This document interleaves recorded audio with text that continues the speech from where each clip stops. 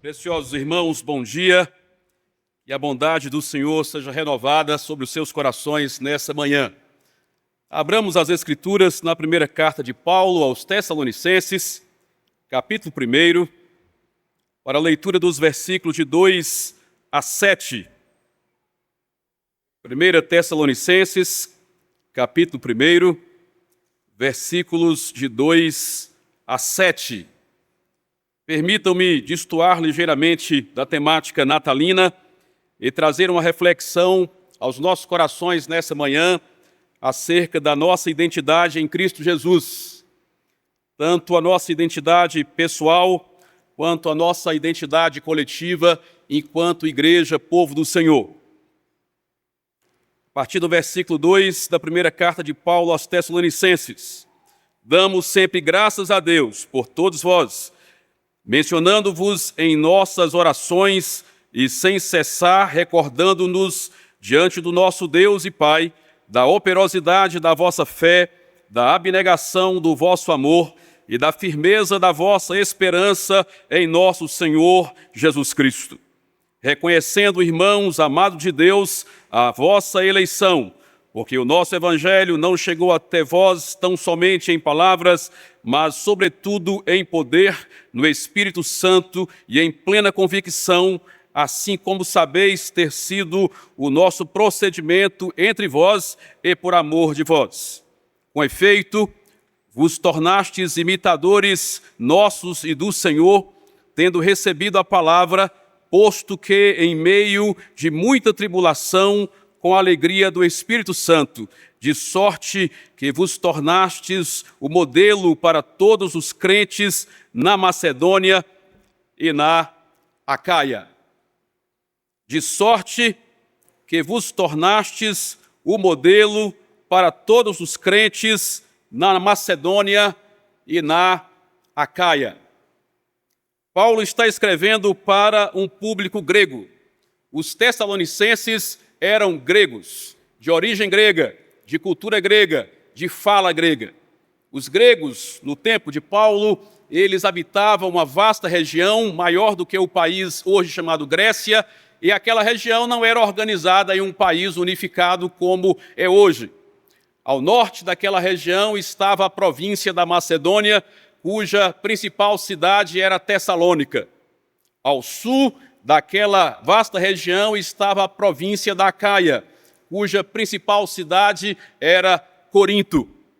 E encontramos Paulo e sua equipe na segunda viagem missionária, percorrendo aquelas regiões, nos capítulos 16 a 18 de Atos dos Apóstolos. No capítulo 17, eles estão no norte, em Tessalônica. E ali Paulo prega 3 sábados na sinagoga, pessoas se entregam a Cristo, nasce uma igreja, vem a perseguição e ele segue viagem. No capítulo 18 está agora em Corinto, na cidade do sul, onde permanece por não menos que 18 meses. Prega o evangelho para judeus e não judeus. Pessoas se convertem. Ali eles ficam, discipulam aqueles convertidos. Ali eles investem na formação de líderes, de presbíteros para pastorear o rebanho. E depois de 1 ano e meio, Paulo segue viagem. Alguns anos depois, ele escreve então para estas 2 igrejas. E é interessante quando nós comparamos estas 2 igrejas e vemos que ao escrever para a igreja dos Tessalonicenses, esta primeira carta, Paulo diz que aqueles irmãos haviam se tornado crentes modelo, não somente para os do norte da Macedônia, mas também para os do sul da Acaia, ou seja, para todo o povo grego. E quando nós olhamos na primeira carta de Paulo aos Coríntios, quando ele escreve para aquela igreja onde ele passou mais tempo, 18 meses, a qual ele dedicou mais tempo, mais energia, a qual ele escreveu mais, inclusive. Temos mais textos à igreja dos Coríntios do que à igreja dos Tessalonicenses. Mas ali onde Paulo passou mais tempo, diz o texto que a igreja era a igreja carnal. Era uma igreja imatura, não havia crescido espiritualmente. Paulo diz: eu preciso alimentar vocês com leite, porque vocês não estão prontos para comer comida sólida. Era uma igreja ainda carnal. não havia amadurecido. E eu penso que a diferença entre a igreja do norte, Tessalônica, e a igreja do sul, Corinto, está basicamente na identidade daqueles irmãos. Identidade não é uma coisa, identidade é um conjunto de elementos que nos identificam e também nos diferenciam. A minha identidade é o conjunto de características que me individualiza e me torna um ser único em todo o universo.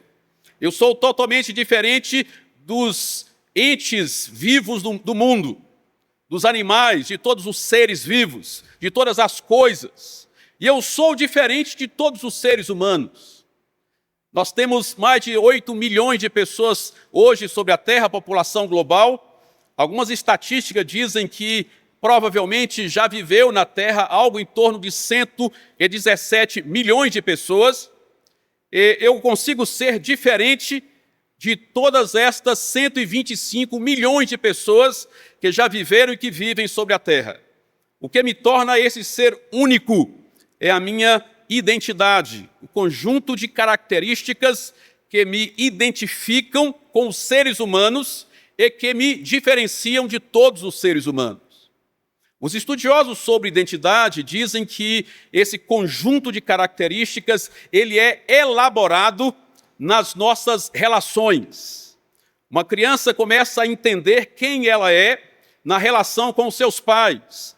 A menina identifica-se com a sua mãe pela sua feminilidade, mas logo depois ela percebe que ela parece a sua mãe, mas não é exatamente igual à sua mãe. Às vezes o tom da pele é ligeiramente diferente, o cabelo é um pouco diferente, os olhos parecem mais com o pai. Então ela se identifica e ao mesmo tempo se diferencia. Assim nós vamos elaborando a nossa identidade e entendendo quem nós somos. Ela se dá nesta relação e nesta relação de contrastes. É interessante entender que a nossa identidade também ela nos é atribuída e ela é limitada pela realidade. Eu não posso me autodeterminar e me transformar em quem eu quiser ser, porque a realidade me limita. Eu gostaria de ter aquele cabelo invejável do Brad Pitt. Mas mesmo com implante, eu não conseguiria essa proeza. Eu gostaria de ser um pouco mais alto, como aqueles jogadores de basquete. Não tem como. A minha realidade me limita. A minha identidade me é atribuída em grande parte e não escolhida. Quando alguém pergunta assim, quem é você? Eu respondo, Cássio, prazer. Meu nome está na base mais profunda da minha identidade, mas eu não escolhi esse nome, alguém me deu.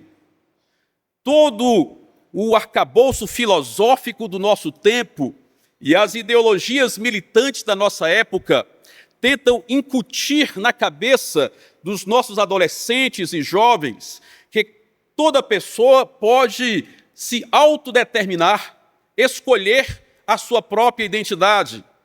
Mas o que nós vemos é que, de fato, essa briga contra a realidade e contra a atribuição da identitária, aquilo que nós recebemos, que nós herdamos, de fato gera mais crise existencial e mais confusão pessoal do que, de fato, solução. Porque a identidade nos é atribuída, nós somos feitos, e ela é limitada pela realidade. Quando nós, enquanto pessoas, entendemos quem nós somos, e nós aceitamos a nossa identidade, nós a compreendemos e nós a vivenciamos, nos tornamos pessoas bem resolvidas. Pessoas que encontram propósito maior na existência e que vivem em torno desse propósito. E por causa disso, até os problemas que nós enfrentamos, eles se tornam pequenos. Porque entendemos quem somos e vivemos para algo maior do que nós mesmos. O contrário, quando nós rejeitamos a nossa identidade ou nós não compreendemos quem nós somos, nos tornamos pessoas, às vezes, fechadas demais que se acham melhor do que as outras, que são vaidosas e orgulhosas, que são constantemente competitivas e que criticam os outros achando que é a melhor pessoa do mundo, ou nos tornamos pessoas muito vulneráveis, influenciadas demais pelos outros, pelos modismos, pelas coisas do momento. É falta de compreensão identitária. Eu penso que igreja é exatamente assim. Quando nós compreendemos a nossa identidade enquanto grupo local, igreja local, corpo de Cristo, que se reúne em determinado local, e quando nós entendemos essa identidade, nós nos tornamos uma igreja forte, uma igreja que caminha, uma igreja que cumpre o seu papel, uma igreja que adora de verdade e que proclama a esse Deus a quem adora. Quando, enquanto igreja, nós não entendemos quem nós somos, nós nos tornamos uma igreja ostrácica, fechada em nós mesmos, que se acha melhor igreja do mundo, ou nos tornamos uma igreja também vulnerável, influenciável por vento de doutrinas e por modismos. É interessante que, a nível pessoal, os elementos mais profundos da minha identidade, eles não são elaborados na relação com as pessoas. Os elementos mais profundos da minha identidade pessoal são elaborados na relação com Deus. Assim, eu sou humano na relação com Deus enquanto divino. Eu sou filho na relação com Deus enquanto pai. Eu sou servo na relação com Deus enquanto Senhor. Eu sou súdito na relação com Deus enquanto soberano, e assim por diante. Da mesma forma que eu sou marido na relação com a minha esposa, eu sou pai na relação com os meus filhos, e assim por diante. Uma igreja também é desta forma. Enquanto igreja, nós podemos elaborar a nossa identidade na relação com o mundo, com a nossa cultura, com os valores do nosso tempo, ou elaboramos a nossa realidade, a nossa identidade na relação com o nosso Senhor. Quando olhamos para essas duas igrejas que eu mencionei, a igreja de Tessalônica e a igreja de Corinto, isso fica evidente. A igreja de Corinto é a igreja mais complicada do Novo Testamento. E quando você observa, é perceptível que ela reflete os valores do seu tempo. Ela é fortemente influenciada pela cultura grega. A cultura grega tinha uma forte marca que na sociologia é chamada de igualitarismo. Igualitarismo não de direitos, mas social. O igualitarismo é aquele valor social que resiste à liderança. Os gregos não gostavam de liderança forte. Alguns que já assistiram Os 300 devem lembrar dos espartanos, do feroz rei Leônidas. E você pensa assim, mas nos 300 o rei Leônidas é um rei muito forte. Ele é tão fraco que ele não consegue levar o seu exército para a guerra porque o parlamento não autoriza. Os gregos tinham esta resistência à liderança forte. Enquanto no Antigo Oriente Próximo havia grandes impérios, ou houve grandes impérios, como o egípcio, como o babilônio, como o medo, o persa. No Antigo Ocidente, a antiga Europa, houve poucos impérios. Os gregos, em particular, só se articularam e se juntaram para não serem dizimados pelos persas, porque havia resistência à figura de liderança entre eles.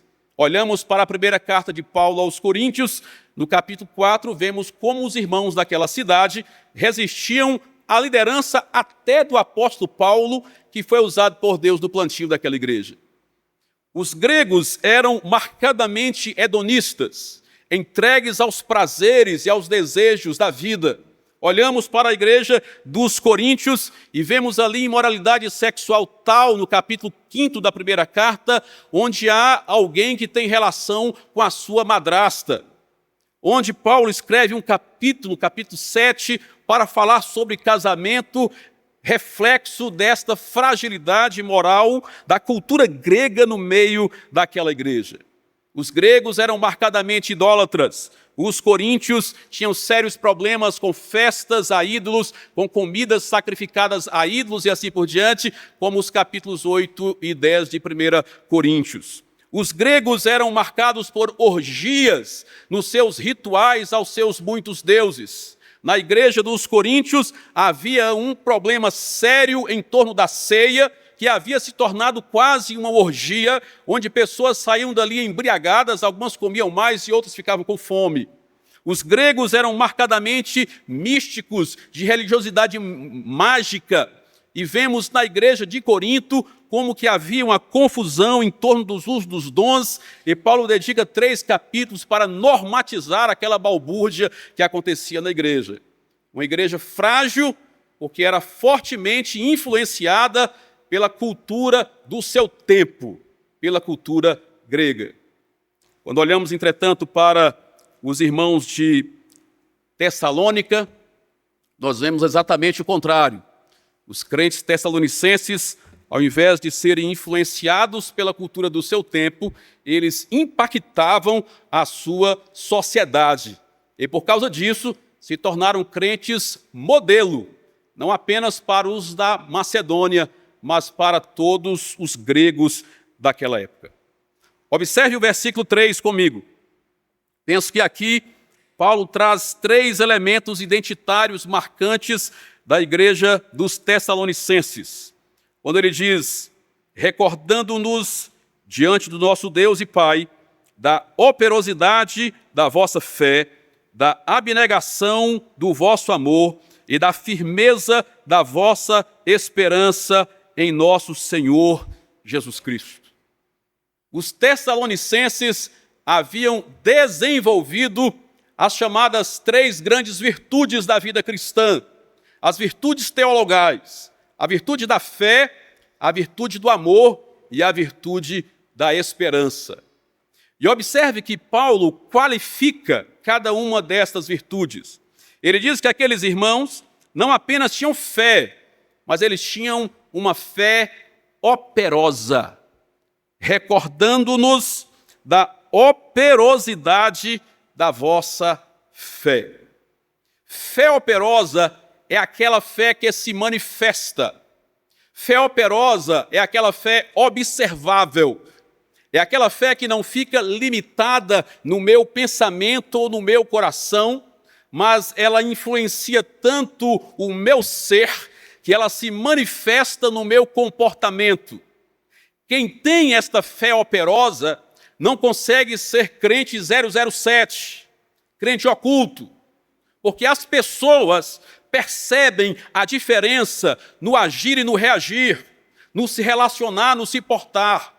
A fé operosa, ela se manifesta na vida do dia a dia. E como interessante perceber esse detalhe, porque a cultura grega, ela era marcadamente relativista, como nos nossos dias. Os gregos eram politeístas. Todo povo politeísta é também relativista. Não apenas relativista do ponto de vista religioso, mas também do ponto de vista moral e ético. Não era diferente com os gregos. Uma sociedade fortemente relativista, onde coexistiam diferentes verdades.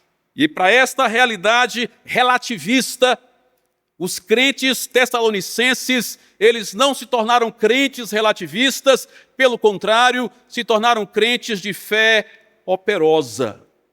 Porque o que nós precisamos para enfrentar o relativismo do nosso tempo é exatamente esta fé operosa. Esta fé que se posiciona e que se manifesta. Esta fé que me influencia, ao invés de me fazer ser influenciado pelo meu contexto.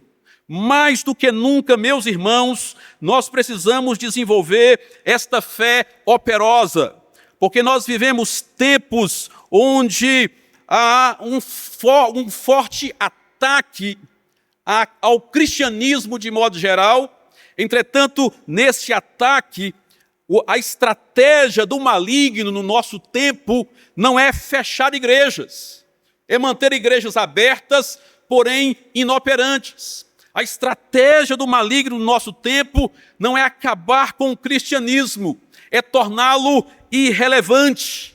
A estratégia do maligno no nosso tempo não é derrubar os crentes, é mantê-los na igreja, porém crentes superficiais. Precisamos, como esses irmãos de Tessalônica, desenvolver uma identidade cristã marcada por uma fé que se posiciona e que se manifesta, uma fé operosa. Paulo diz, entretanto, que estes irmãos, os tessalonicenses, eles não apenas tinham uma fé operosa, mas eles tinham amor, e ele qualifica esse amor, dizendo que era um amor abnegado, recordando-nos diante do nosso Deus e Pai, da operosidade da vossa fé e da abnegação do vosso amor. Se a fé operosa é aquela que se manifesta, o amor abnegado é aquele que nos move. O amor abnegado é aquele que nos faz sair da nossa zona de conforto e ir de encontro ao necessitado. O amor abnegado é aquele que nos faz olhar para as pessoas que estão em nossa volta e nos compadecer delas. E não apenas da sua miserabilidade material, mas em particular da sua miserabilidade espiritual. Francis Schaeffer, o maior apologeta cristão da segunda metade do século XX, ele dizia que ficava chocado com os crentes da sua época, que facilmente se compadeciam de quem passava necessidade material, mas que dificilmente se compadeciam dos miseráveis espirituais. É interessante quando olhamos para Jesus, lá em Mateus, e vemos que ele se compadece quando olha para as multidões. E ele se compadece porque elas estavam aflitas e exaustas como ovelhas sem pastor. Não foi simplesmente porque estavam passando necessidade material, é porque estavam perdidas espiritualmente. Nós perdemos essa sensibilidade de olhar para a pessoa que está ao nosso lado, com a qual nos relacionamos, e perceber a sua miserabilidade espiritual. E essa miserabilidade espiritual não está limitada à classe A ou B, não está limitada à direita ou à esquerda, não está limitada ao pobre ou ao mais rico. Todo coração sem Jesus é um coração miserável, que precisa de compaixão.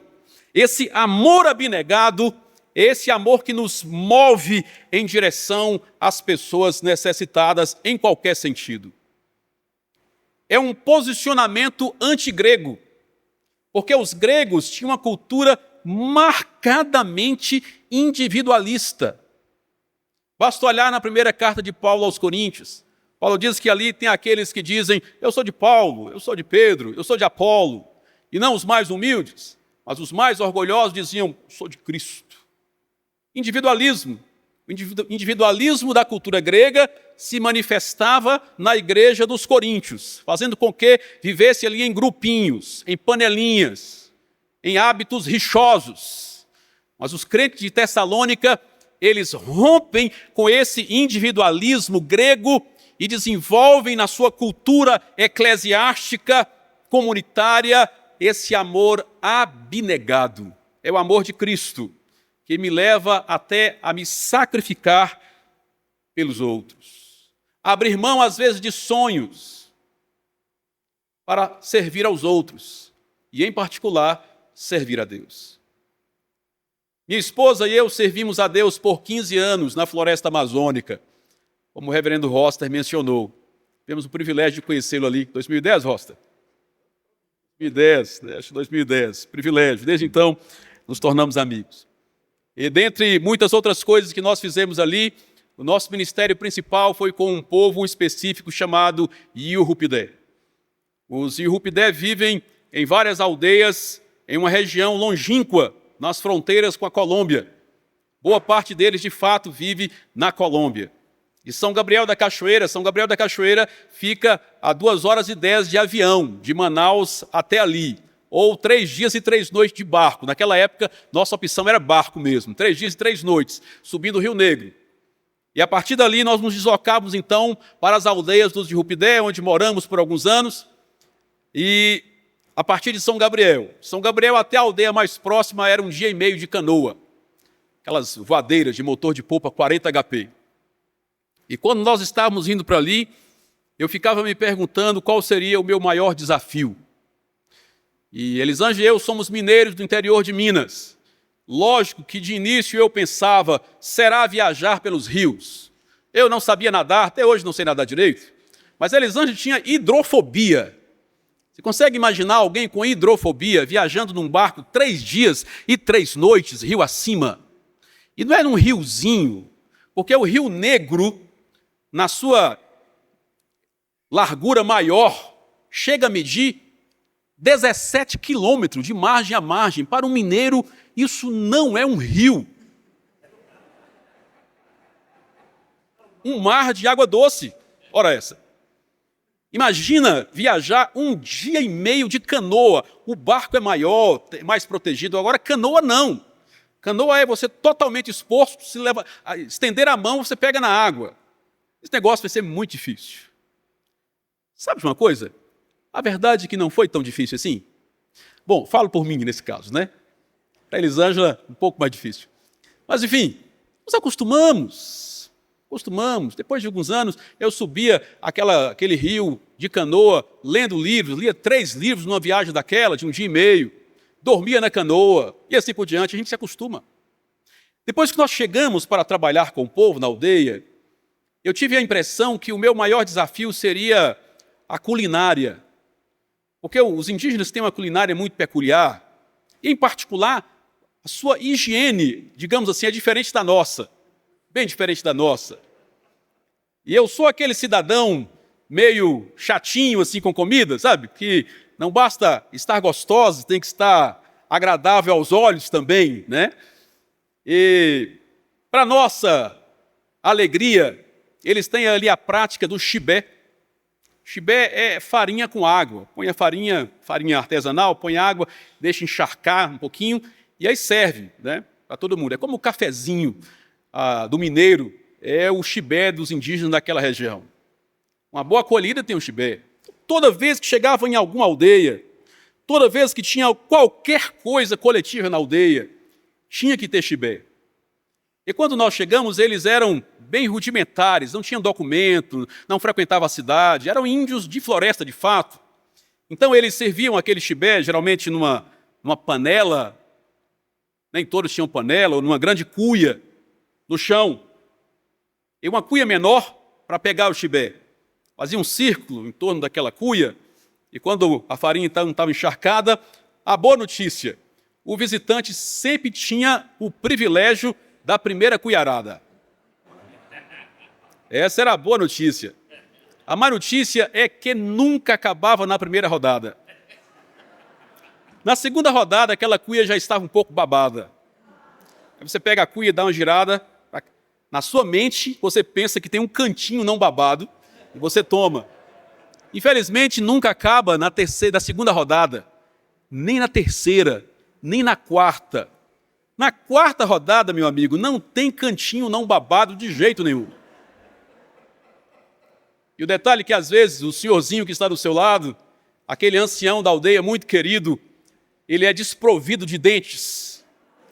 Então, a cuia chega a você com uma carga maior de baba. E, às vezes, antes dele está aquela senhorinha que você sabe que tem uma tuberculose não curada. Dá uma tossida antes de tomar o seu chibé. E o pior, quando antes dela tem aquela outra senhorinha que está gripada. Dá uma limpada assim antes de pegar na cuia, está entendendo? Sabe de uma coisa? Nós nos acostumamos com isso e passamos a gostar do chibé. Uma delícia. Meu filho, em particular, não vive sem chibé. A gente importa farinha lá do Amazonas para nosso filho tomar chibé em casa. Claro que ele toma, não como os indígenas raízes, né? Um indígena meio Nutella, com copo e tal, água gelada, mas assim, aprendemos a gostar disso. Por um tempo eu pensei que o meu maior desafio ali seria lidar com os mosquitos, que fazem um revezamento dioturnamente. Você acorda com o tal do carapanã, que é... eu esqueço o nome aqui, né? Pernilongo, isso, pernilongo. Acorda com o tal do pernilongo. E aí ele te perturba, você acorda, quando vem o sol, ele vai embora. Vem um tal do pium. Aí quando o pium vai embora, vem o tal do micuim, ou mucuim. E quando o mucuim vai embora, vem a tal da mutuca. E quando a mutuca vai embora, volta o pernilongo. Dioturnamente, com a missão de perturbar a alma do missionário. Mas sabe que a gente acostuma com isso também? Meus irmãos, depois de alguns anos servindo a Deus ali na Amazônia, eu cheguei a uma conclusão pessoal, que o meu grande desafio, de fato, não tinha nada a ver com aquele ambiente, com o calor da Amazônia, com a língua complexa, não tinha nada a ver com aquela cultura. O meu desafio não era morar numa casa feita de madeira roliça, de vara amarrada com cipó e coberta com palha. Não era morar naquela aldeia sem energia elétrica, sem água gelada, sem Coca-Cola e sem internet. Não era nada disso. Eu cheguei à conclusão que o tempo todo ali, o meu maior desafio era amar. Amar. E eu não me refiro a amar o povo. E também não me refiro a amar o lugar. O meu grande desafio sempre foi amar a Deus. Mas amar a Deus de tal forma que eu consiga amar tudo aquilo que Ele ama e a detestar tudo aquilo que Ele detesta. Na verdade, eu cheguei a uma conclusão posterior que esse não era o meu desafio como missionário no interior da floresta. Esse é o nosso desafio como cristãos. Porque se o maior mandamento é amar a Deus, esse também é o nosso maior desafio. Amar a Deus de tal forma que consigamos amar tudo aquilo que Ele ama e a detestar tudo aquilo que Ele detesta.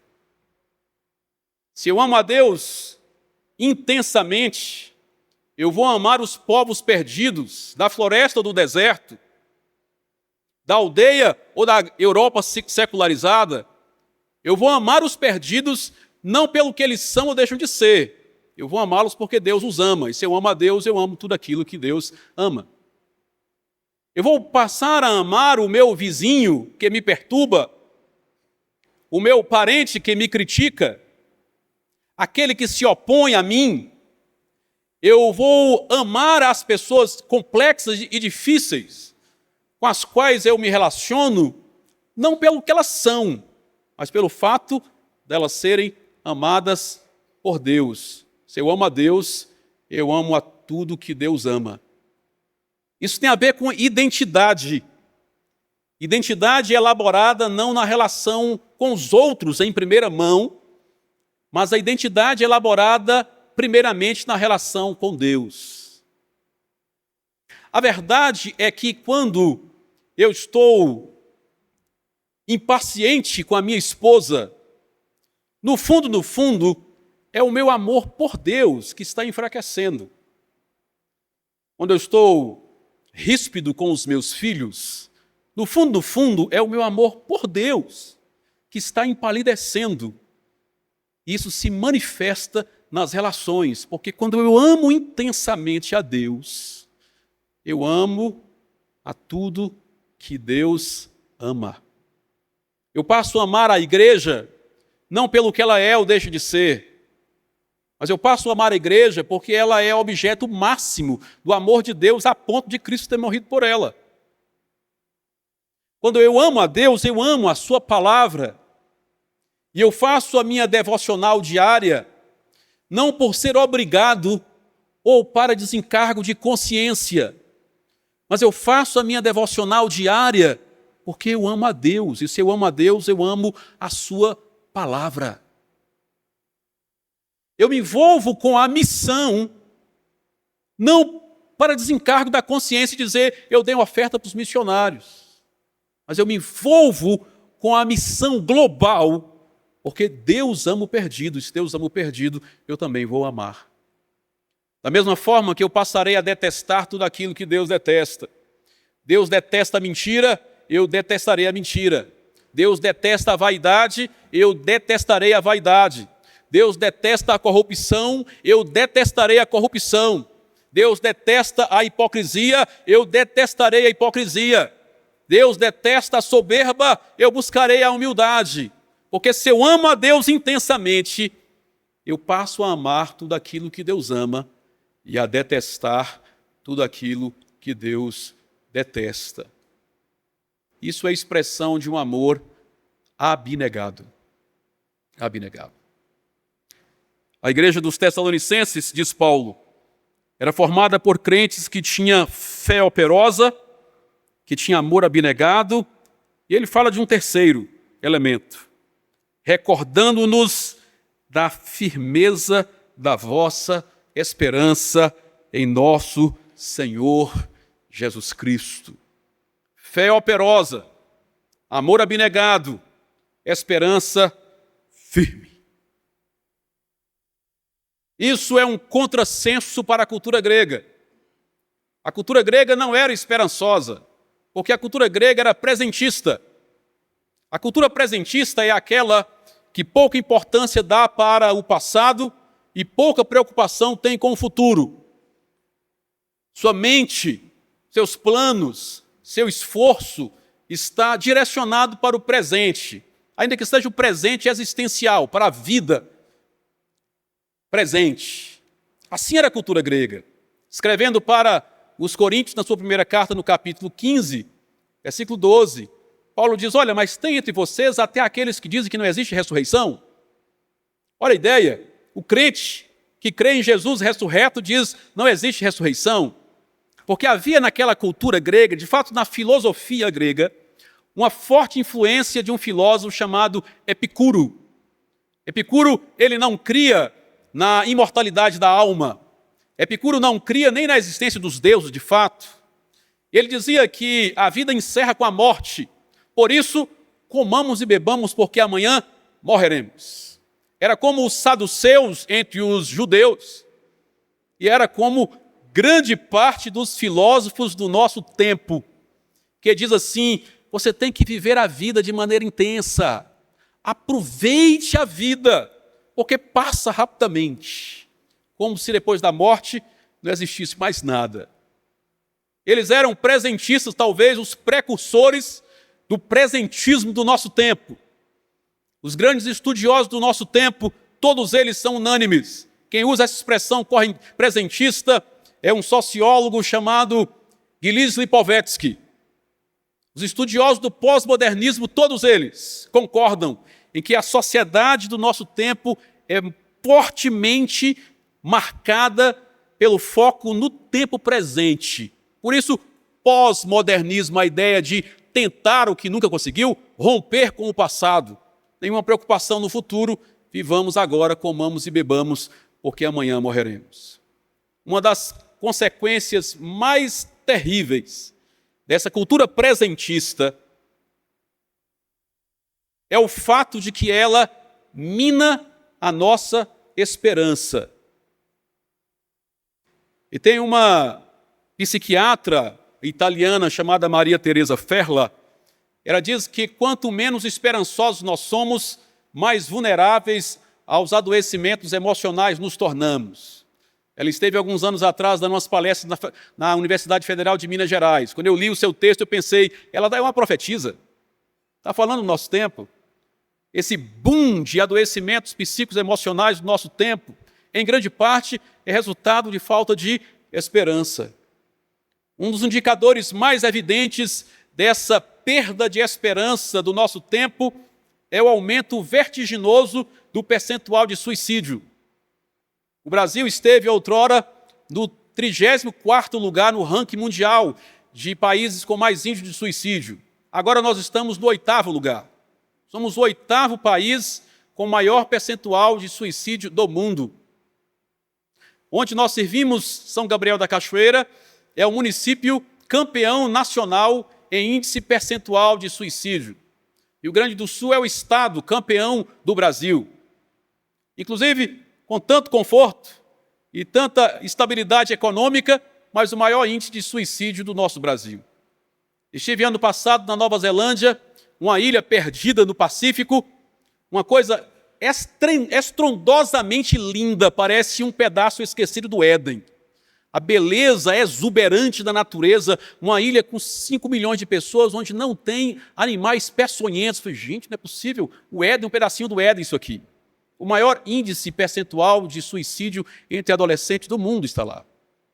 Estive na Itália, recentemente, um dos países com a economia mais sólida e com a história mais gloriosa da Europa, o maior índice percentual de jovens do mundo está na Itália. Por que esse crescimento vertiginoso de suicídio mundo afora? É porque a esperança está cada vez mais minguada. E quanto menos esperança no futuro, mais fatalismo no presente. Mas para essa cultura presentista e fatalista grega, os Tessalonicenses ensinam para mim e para você, para viver nessa cultura presentista, fatalista e sem esperança do nosso tempo, que nós precisamos ter esperança firme.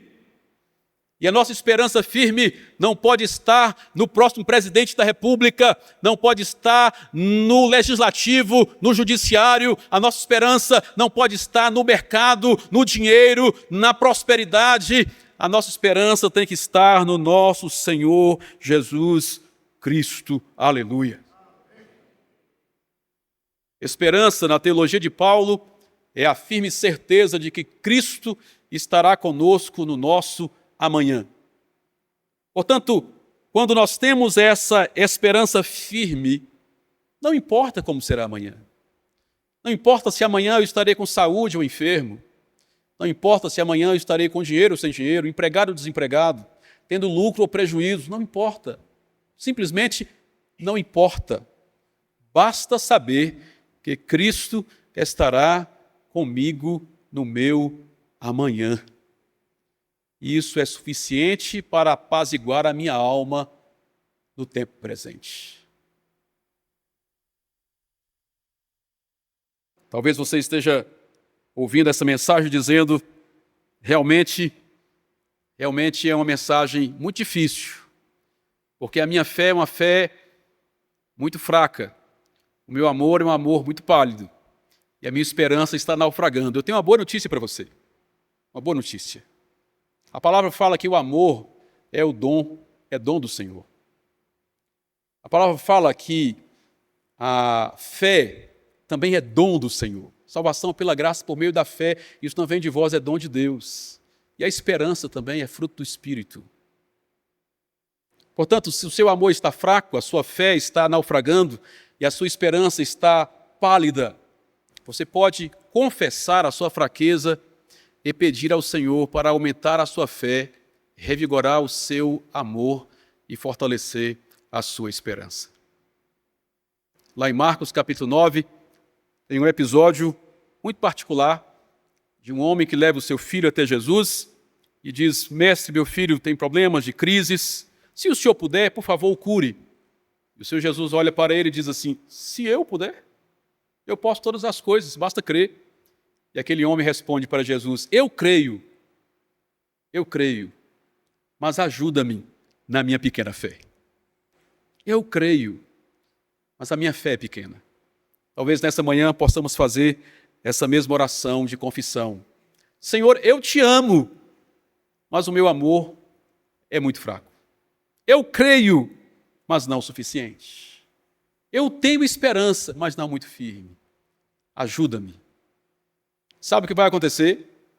Muito provavelmente, o Espírito Santo há de fortalecer a sua fé, de revigorar o seu amor e de tornar firme a sua esperança para você fazer diferença no tempo presente, na sociedade presente. E escrevendo aos Coríntios, Paulo diz que vai passar todas as coisas, porém, permanecerão a fé, a esperança e o amor. E ele diz: porém, o maior deles é o amor. Que o Senhor assim nos fortaleça em nossas fraquezas, em nome de Jesus. Amém. Obrigado, Senhor, pela sua poderosa palavra. Palavra viva e santa, penetrante como espada de dois gumes, que vai até a divisão da alma e do espírito, das juntas e medulas, e discerne as intenções do nosso coração. Louvado seja o nome do Senhor. Reconhecemos na sua presença santa quão frágeis nós somos, quão pálido é o nosso amor pelo Senhor, quão pequena é a nossa fé e como fraca é a nossa esperança. Mas pedimos, fortalece-nos pela sua graça, em nome de Jesus. Amém.